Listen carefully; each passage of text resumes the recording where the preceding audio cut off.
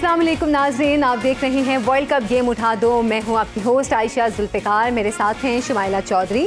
और world cup 2023 के दूसरे सेमीफाइनल में आज जनूबी अफ्रीका और ऑस्ट्रेलिया के दरमियान अभी मैच जारी है। जनूबी अफ्रीका ने टॉस जीतकर पहले बैटिंग करने का फैसला किया था। डेविड मिलर के अलावा कोई बैटर खास खेल का मुजाहिरा नहीं कर सका और जनूबी अफ्रीका की बैटिंग अभी तक जारी है। आखिरी ओवर्स ही कुछ चल रहे हैं और अभी कुछ ही देर में पहली इनिंग भी इख्तिताम पजीर हो जाएगी, तो हमें भी अंदाज़ा हो जाएगा कि कितना टोटल स्कोर है और ऑस्ट्रेलिया को कितना स्कोर चेस करना है। तो अभी तक जो मैच की सूरत हाल रही है इस पर हम बात करेंगे। इरफान ज़हीर हमारे साथ मौजूद हैं। अस्सलाम वालेकुम इरफान, कैसे हैं? थैंक यू जी। और इजहार बाजवा भी हमारे साथ हैं। इजहार अस्सलाम वालेकुम, कैसे हैं आप? वालेकुम अस्सलाम, आप कैसे हैं? अल्हम्दुलिल्लाह। इरफान, सबसे पहले तो अभी तक जो मैच चल रहा है वो आपने देखे, कोई इतना खास स्कोर तो नहीं है, और टॉस को कैसे देख रहे हैं? देखिए, ओबियसली आज का टॉस भी बहुत वाइटल था और हमें यही लगता था कि साउथ अफ्रीका की जितनी भी सक्सेस है वो पहले बैटिंग करके है।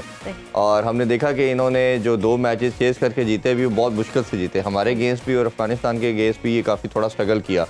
तो इनकी जितनी विक्ट्रीज हमने देखी इस वर्ल्ड कप में वो सारी की सारी पहले बैटिंग करके थी। तो हमें नज़र आ रहा था कि ये एक एंटायरली डिफरेंट साइड है जब पहले खेलते हैं। बट आप जानते हैं कि इनके साथ जो टैग एसोसिएटेड है एज ए चोकर्स का, ये कभी भी जब नॉकआउट स्टेजेस में आते हैं तो क्लैप्स कर जाते हैं और फिर हम देखते हैं कि ये फिर इवेंट से बाहर हो जाते हैं।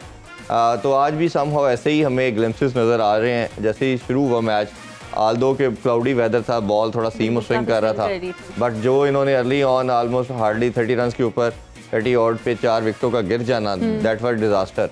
अच्छा, वो विकेट की जो इनकी जो है विकेट का लॉस भी सिर्फ उस वजह से नहीं हो सकता कि काफी बॉल स्विंग कर रही थी और वेदर इफेक्ट कर रहा था। वेदर क्लाउडी था, बॉल सीम और स्विंग कर रही थी, डबल पेस के साथ भी आ रही थी और 4 विकेटें बहुत जल्दी गिर गई। फिर स्टेबिलिटी प्रोवाइड की डेविड मिलर ने और क्लासन ने और बड़ी शानदार इनकी पार्टनरशिप लगी। बट जब क्लासन ने मोमेंटम को गेन करना शुरू किया, उस ओवर में 2 बाउंड्री भी लगाई। एक सीधी बॉल को वो समझे कि ऑफ ब्रेक हो रही है, बट वो सीधी रही और आउट हो गए। उसके बाद उसी ओवर में जॉनसन आउट हो गए, वो भी अच्छी खासे बैटिंग करते हैं। तो बट उसके बाद कभी वो रिकवर कर नहीं पाए।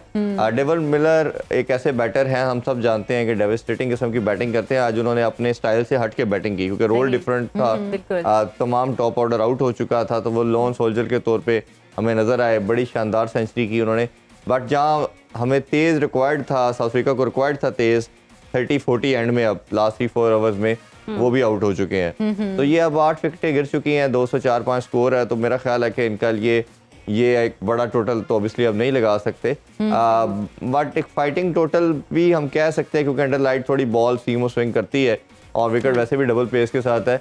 बट अभी तक जो मैच गुजरा है, Australian are the clear favourites और हमें लगता है कि वो इजीली इस मैच में तो हम कह सकते हैं कि इंडिया और ऑस्ट्रेलिया फाइनल खेल सकते हैं। अभी तक के तो यही लग रहा है, but you never know in cricket क्या आगे होता है। बट अभी तक जो मैच हमने देखा है वो क्लियर डोमिनेंस है ऑस्ट्रेलिया की। 2019 में भी ऑस्ट्रेलिया जो है वो सेमीफाइनल में पहुंचा था, बट वो अनफॉर्चुनेटली हार गया। 2015 में भी।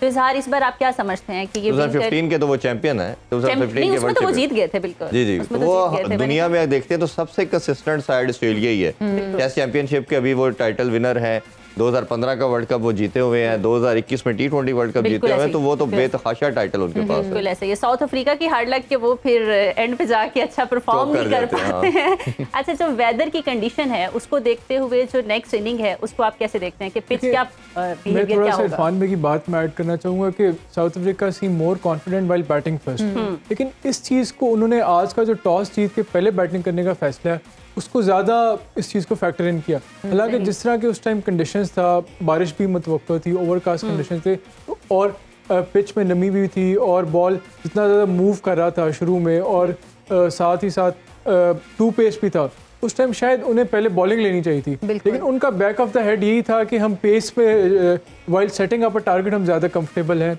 और चेज़ में हम ज़रा सेमीफाइनल भी है, तो इसलिए जो उनकी स्ट्रेंथ है, जिस तरह उन्होंने ज़्यादातर मैचेस जीते हैं इस टूर्नामेंट में, उसको उन्होंने रिलाई किया। और मेरे ख्याल में एक गलत फैसला था, जिस तरह का कंडीशन थे वहाँ पहले उन्हें बॉलिंग लेनी चाहिए थी और पहले बॉलिंग लेते तो ये जिस तरह का इनका अटैक है साउथ अफ्रीका का, उनके पास मार्को एंसन है, बहुत अच्छी स्विंग करते हैं, रबाडा है, वो बड़े डिस्ट्रक्टिव बॉलर हैं, और वुड्जी है, वो भी ऑस्ट्रेलियन बैटर्स के लिए ट्रबल क्रिएट कर सकते थे। और अभी अगर सिर्फ इस मैच में ये है साउथ अफ्रीका, वो तो सिर्फ मिलर की इनिंग्स है। क्या शानदार उन्होंने खेलिंग की उन्होंने सिचुएशन के मुताबिक। और जब 22 पे 4 आउट हो गए और सिर्फ 11-12 ओवर हुए थे, तब तो लग रहा था कि शायद बिल्कुल ही चोक कर गए साउथ अफ्रीका और एक कोलैप्स होने जा रहा है, 100 से नीचे टीम बुक हो जाएगी, लेकिन उस सिचुएशन में जो मिलर और इसकी क्लासन की पार्टनरशिप थी वो बहुत क्रूशल पार्टनरशिप थी। लेकिन वही बात, जहां उन्होंने मोमेंटम एक दफ़ा गेम में वापस तो आ गए, लेकिन जहां उन्होंने मोमेंटम खींचना था ऑस्ट्रेलिया से, वहाँ एक अनलाइकली विकेट सोर्स मिली ट्रेविस हेड की। ट्रेविस हेड एक पार्ट टाइम बॉलर है, रेगुलर स्पिनर भी नहीं है, लेकिन जो उनकी 2 बॉल्स थी जिन्होंने उसको क्लासन और बाद में मार्को येंसन को आउट किया, वो बड़ा क्रूशल थी। उसने दोबारा मोमेंटम शिफ्ट कर दिया। अभी फिर जब मिलर की सेंचुरी होगी थी तो हम एक्सपेक्ट कर रहे थे कि आखिरी 2-3 ओवरों में वो एक चार्ज करेंगे और किसी तरह 250, 200 या 250 तक टारगेट स्ट्रेच करेंगे, और इतना स्कोर अगर साउथ अफ्रीका ने स्ट्रेच कर लिया तो इतनी पोटेंसी है साउथ अफ्रीका की बॉलिंग लाइनअप में, जिस तरह मार्को येंसन है, रबाडा है और कोटजी है, वो बहुत ही डिस्ट्रक्टिव, अगर ऑन द डे बड़े डिस्ट्रक्टिव होते हैं। किसी भी बैटिंग लाइनअप के लिए उनको खेलना आसान नहीं, और स्पिनर भी इन्होंने इस दफा एक्स्ट्रा खिलाया है, शम्सी को खिलाया और साथ केशव महाराज को। और आपने देखा है कि जो कलकत्ता की पिच है उस पर बॉल ब्रेक भी बहुत ज़्यादा होती है, तो ये आसान है टारगेट, लेकिन फिर भी साउथ ऑस्ट्रेलिया मतलब बॉलिंग के सामने फिर भी थोड़ा मुश्किल होगा। अच्छा इजहार यहाँ पर अगर आप डेविड मिलर की इनिंग की बात करें और मैक्सवेल को अगर हम देखें तो मैक्सवेल ने तो मैच विनिंग इनिंग खेली थी। डेविड मिलर को आप मैक्सवेल से कंपैरिजन कर सकते हैं आज के मैच में? देखिए बिल्कुल किया जा सकता है, लेकिन मसला ये है कि मैक्सवेल के साथ एक सेट बैट्समैन खड़ा हो गया था जिसने मैक्सवेल को एक किस्म का एक एंड होल्ड करके रखा हुआ था। मिलर को आज उन्होंने सिंगल हैंडेडली, जिस तरह इरफान भाई ने बात किया, एक अपनी तो उन्होंने पूरी एफर्ट की, लेकिन कहीं ना कहीं उन्हें साथ से सपोर्ट भी चाहिए था। जिस तरह क्लासन अगर उनके साथ मजीद खड़ा रहते, या मार्को येंसन है, वो भी बड़े डिस्ट्रक्टिव बैट्समैन है, lower later down the innings में बहुत डिस्ट्रक्टिव बैटिंग करते हैं, अगर वो सेट हो जाए। या फिर कोटजी भी ने थोड़ा बहुत कंट्रीब्यूट किया, लेकिन फिर आउट हो गए। फिर बाद में जो टेल है वो भी 1 बाय 1 आउट होते जा रहा है। अभी महाराज आउट हुआ है, तो इस वजह से अगर कोई उनके साथ खड़ा हो जाता तो शायद वो और स्कोर कर देते। तो अगर थोड़ा बहुत उन्हें सपोर्ट मिलता तो शायद इतना ज़्यादा उनके ऊपर भी प्रेशर ना होता हिटिंग करने का, और शायद और स्कोर साउथ अफ्रीका का स्ट्रेच कर जाते। तो इरफान, वही वाली बात जो हमने पहले की थी कि पिच का जो बिहेवियर है वो लाइट और वेदर और ड्यू को देखते हुए कोई सपोर्ट करेगा ऑस्ट्रेलिया को या साउथ अफ्रीका को, किस तरह? देखिए जिस तरह हमने पहले मैच में की, तो सुबह नॉर्मली इंडिया की कंडीशन में बॉल सीम स्विंग नहीं करता, सिर्फ क्लाउडी वेदर होने की वजह से विकेट में मॉइस्चर था, बारिश चलती जा रही है कुछ दिनों से, तो उस मॉइस्चर की वजह से पहले 10-12 ओवर में हमें बॉल सीम स्विंग नजर आई। जैसे 10-12 ओवर खत्म हुए तो सीम स्विंग खत्म हो गई। फिर स्पिनर की बॉल हमने देखी कि वो स्पिनर कोलकाता की पिच में एडन गार्डन में हमेशा स्पिन करती है बॉल। तो अब जब बात आएगी दोबारा सेकंड बॉलिंग के अंदर, तो पहले 10-12 ओवर हर कंडीशन में, मुंबई में भी ऐसा होता है, एडन गार्डन में भी होता है कि बॉल सीम स्विंग करती है। तो ये एक आउटसाइड चांस है साउथ अफ्रीका के पास कि अगर वो किसी तरह पावर प्ले के अंदर 2-3 विकेट्स ले लेते हैं, तो उनके महाराज और शम्सी के पास इतनी स्किल है कि वो प्रॉब्लमेटिक सिनेरियो में डाल सकते हैं ऑस्ट्रेलिया को। बट हैविंग सेड दैट कि ये टोटल इतना बड़ा नहीं है, मेयर आपको एक लंबी पार्टनरशिप चाहिए कुछ 60-70 की, वो जब भी लगेगी तो फिर इजीली आप चेस कर पाएंगे। और अच्छी चीज़ ऑस्ट्रेलिया ने ये की है कि स्टोइनिस की जगह स्टीव स्मिथ को दोबारा रखा है। इन्होंने लास्ट मैच में भी मिचेल मार्श के साथ बड़ी अच्छी पार्टनरशिप लगाई थी, जब बांग्लादेश के अगेंस्ट खेले थे तो मैच जिताया। और ऐसा एंकर करने वाला प्लेयर होना चाहिए, और प्रेशर गेम के अंदर आपको सारे हिटर नहीं चाहिए होते। हिटर इनके पास ऑलरेडी 2 हैं, मैक्सवेल और मिचेल मार्श और वार्नर है।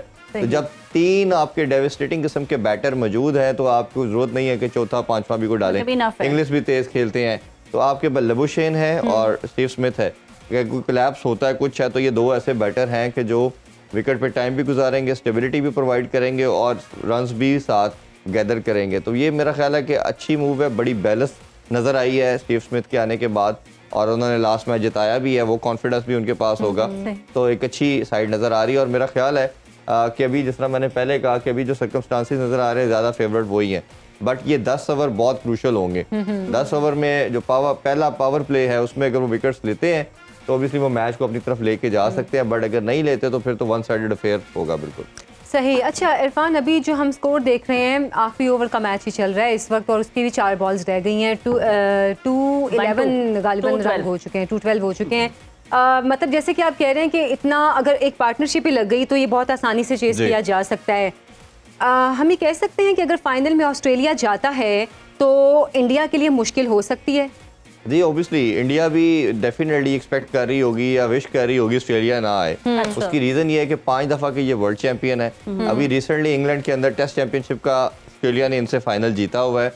और 2003 के वर्ल्ड कप के फाइनल में भी ऑस्ट्रेलिया ने इनको हराया था। तो ये आपके बैक ऑफ द माइंड आपको मालूम है कि ऑस्ट्रेलिया फाइनल नहीं हारता, बिल्कुल ऐसे। और उसके अंदर जो स्किल है, जो टेम्परामेंट है, जो मेंटली स्ट्रॉन्ग जो है, वो बहुत एक स्फीयर किस्म की उनके अंदर एनर्जी आती है बड़े मुकाबलों में। आल्दो के भारत इस वर्ल्ड कप में अनबीटेबल है, अभी तक अनबीटन जा रही है, कोई मैच नहीं हारी, बट जो फाइनल का प्रेशर होता है ना, वो इंटायरली डिफरेंट है। न्यूजीलैंड ने भी कुछ अपनी मिस्टेक की, अदरवाइज कल भी वो गेम में थे। अगर उनके ओपनर जल्दी ना करते, विकेट थ्रो ना करते, तो that could have been easily chase down. But इसी तरह पार्टनरशिप उनकी भी अच्छी लगी, प्रेशर आया, बॉडी लैंग्वेज देखें 30 ओवर तक भारतीय प्लेयर भी और फैंस भी दे वर हेल्पलेस, बट वो तो एक आउटस्टैंडिंग स्पेल शामी ने किया और फिर वो मैच वापस आया। और 400 तो मेरा ख्याल है कहीं ना कहीं इम्पॉसिबल ही टारगेट होता है कि आप उसको चेस डाउन कर पाए।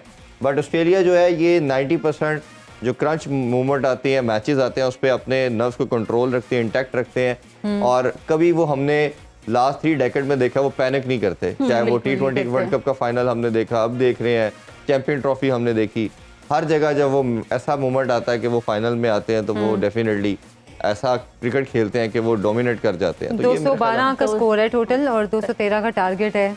ऑल आउट पहली इनिंग कंप्लीट ऑल आउट।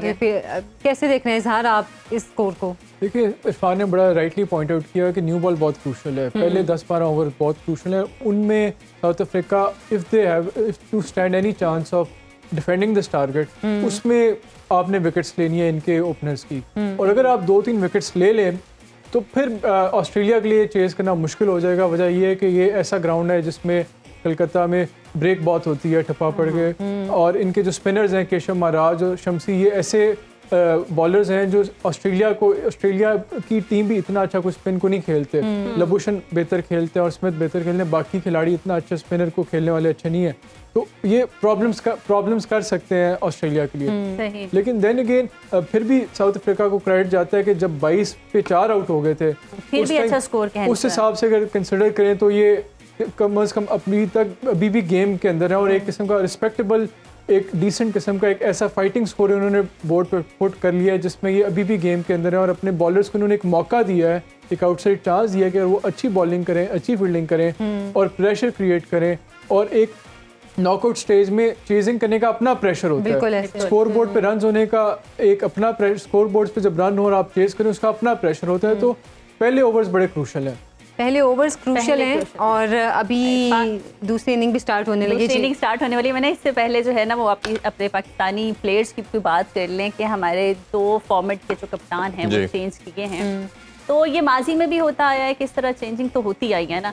तो इससे टीम की कारकर्दगी पे कोई इफेक्ट होता है? कारकर्दगी तो अभी जब खेलेंगे तो पता चलेगा। अभी कप्तान चेंज होने से कोई चेंज नहीं। देखिए, ठीक रन दिया बाबर को, 4 साल से ज्यादा कितना रन मिलना चाहिए था। मतलब अब भारत में अब देखे विराट कोहली के क्या स्टैट्स हैं, वर्ल्ड रिकॉर्ड सारे बना दिए। मेरा ख्याल है जितना उसने 12 साल में टीम को जिताया है, दुनिया में किसी प्लेयर ने अपनी टीम को नहीं जिताया। तो डिस्पाइट ऑफ इट, जब उनको भी धोनी के बाद 3-3.5 साल का रन मिला था, वो कोई टाइटल नहीं जिता पाए। उनको तो ड्यूरिंग वर्ल्ड कप उनके बोर्ड ने अनाउंस कर दिया था कि आप जब वापस आएंगे तो you won't be the captain of the team. और उन्होंने, विराट कोहली ने फिर बाद में कहा भी, तो मुझे सोशल मीडिया पे पता चला मैं कप्तान नहीं हूँ। तो ये कोई अनोखी चीज़ नहीं हुई, ये सारी दुनिया में ऐसे होता है। When you win the match तो आपको दुनिया सर पे बैठाती है, आपको परफॉर्मेंस को सारे हाईलाइट भी करते हैं, अप्रिशिएट भी किया जाता है। बट अगर नहीं होता, देखो ऐसी अचंभे की बात नहीं है। बाबर को देखे पूरे पाकिस्तान ने सपोर्ट किया, सब ने बात की बाबर को कैप्टन रहना देना चाहिए। इवन दो हार भी रहे थे, टेस्ट सीरीज भी हारे, तो हम सब ने कहा कि नहीं चले वर्ल्ड कप तक रखें आप, ताकि कंटिन्यूटी रहे। ये ना हो कि नया कैप्टन कैसे आके 4-5 मंथ के अंदर आके अपनी फॉर्मेशन करेगा। बट जो ब्लंडर हुए टीम सिलेक्शन के पार्ट पे, खास तौर पे अबरार को ना खिलाना, इमाद को ना लेके जाना, तैयब ताहिर जैसे बैटर को ना लेके जाना, साइम अयूब को ना रखना, फखर को मैचेस ना खिलाना, मतलब ये सारे ऐसे डिसीजन थे कि जो आपके अपने बैगेज में थे। ये बाबर के ऊपर ओनस था कि इसको किसी तरह वो इम्प्रूव करता और ये मिस्टेक ना करता। ये दैट वाज क्वाइट क्लियर कि आप ये चीज़ें नहीं कर सकते। बट वो कहीं ना कहीं हमारे कल्चर का पार्ट है, नेपोटिज्म, फेवरेटिज्म, आप दोस्तियों को प्रेफरेंस कर जाते हैं। आपका जो सराउंडिंग का हल्का था आपने उसको सपोर्ट किया। तो ये मेरा ख्याल है कि पाकिस्तान की टीम है और रिगार्डलेस कहीं से भी है, आपको उसको चांस देना चाहिए था। बट अब जब आपने नहीं किया तो कोई मसला नहीं, चले आपकी सोच में लेट्स सपोज वो लोग बेहतर थे तो आप उसको खुद ऑन करते। आपको वर्ल्ड कप के बाद खुद अनाउंस करना चाहिए था कि मैंने ट्राई की, मैंने ये लड़कों पे ट्रस्ट किया उन्होंने डिलीवर नहीं किया। लेकिन चलें अब जो नए कैप्टन आएंगे अब तो उनकी परफॉर्मेंस पे देखेंगे कि किस तरह टीम की परफॉर्मेंस शाहीन बनता है, उसने 2 PSL के टाइटल जीते हैं। शान मसूद के ऊपर हम कल बात कर लेंगे कि शान मसूद की क्या जगह रात को कर लेंगे। बिल्कुल, thank you Irfan, thank you इजहार। और रात 11 बजे जो है वो क्रिकेट से फन से भरपूर क्रिकेट मस्तियां देखना मत भूलिएगा। और उसी में इरफान जो है वो बात करेंगे नेक्स्ट कप्तान पे। अल्लाह हाफिज़। अल्लाह हाफिज़।